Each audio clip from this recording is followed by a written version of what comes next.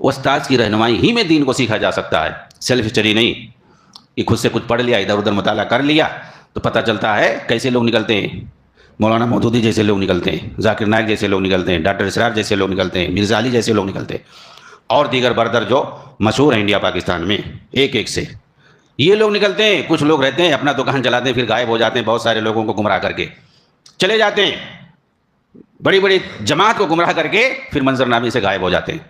یہ لوگ آتے ہیں سب سے پہلے بلیم کریں گے علماء کو، علماء تو کچھ نہیں جانتے، یہ لوگ کچھ کر ہی نہیں رہے، کچھ بول ہی نہیں رہے، سب سے پہلا جملہ اپنے فالوور کو یہی سناتے ہیں وہ، یہ لوگ کچھ نہیں کر رہے ہیں، یہ لوگ کچھ نہیں کام کر رہے ہیں، خود ہی جو ہے ٹھیکیدار بننے کی کوشش کرتے ہیں، چند کتابوں کو پڑھ کر کے وہ بھی ٹرانسلیٹڈ انگریزی میں یا بنگالی میں یا کسی اور زبان میں، ٹھیک سے عربی بھی نہیں ان کو آتی ہے۔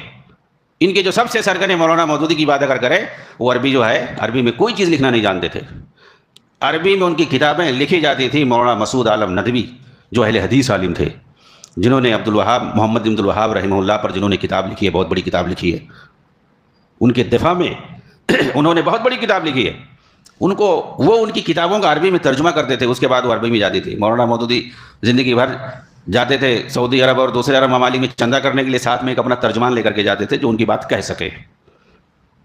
کتنے بڑے علامہ، کوئی ابن تیمیہ سے تشبیہ دے رہا تھا، وقت کے ابن تیمیہ جو عربی نہیں بولنا جانتے ہیں، نہ عربی میں لکھنا جانتے ہیں، کون سا ابن تیمیہ ہو گئے بھائی؟ کون سا بہت بڑے شیخ الاسلام ہو گئے؟ لوگوں کو گمراہ کیا، اس کے علاوہ اور کیا کیا؟ سمجھنے کی بات نہیں ہے، کوئی بھی سمجھ سکتا ہے تھوڑا بہت پڑھ کر کے اپنے حساب سے۔ اصول کی باتوں میں بہت سارے اختلافات ہیں ان کے، اسی لیے جو عقیدے میں، منہج میں، اصول میں انہوں نے جگہ جگہ ٹھوکر کھائی ہے۔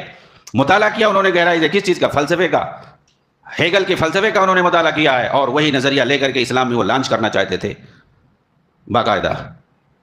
جو ہیگل کا نظریہ تھا اسی چیز کو اس وقت کے جو علماء تھے انہوں نے ساری کتابوں میں اپنے لکھا ہوا ہے، اور زیادہ تر اہل حدیث علماء نے لکھا ہے ان کے نظریے کے بارے میں، لیکن وہ کتابیں جہاں جہاں دبی ہے کوئی آ ہی نہیں رہی سامنے۔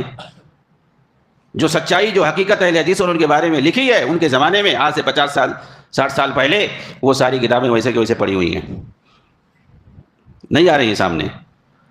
تو کہنے کا مطلب یہ ہے کہ علم دین سیکھنے کے لیے ان ساری چیزوں کی ضرورت ہے، ایسے آسانی سے نہیں ہو جاتا ہے، تب وہ دین کے بارے میں کوئی صحیح بات کہنے کے لائق رہتا ہے۔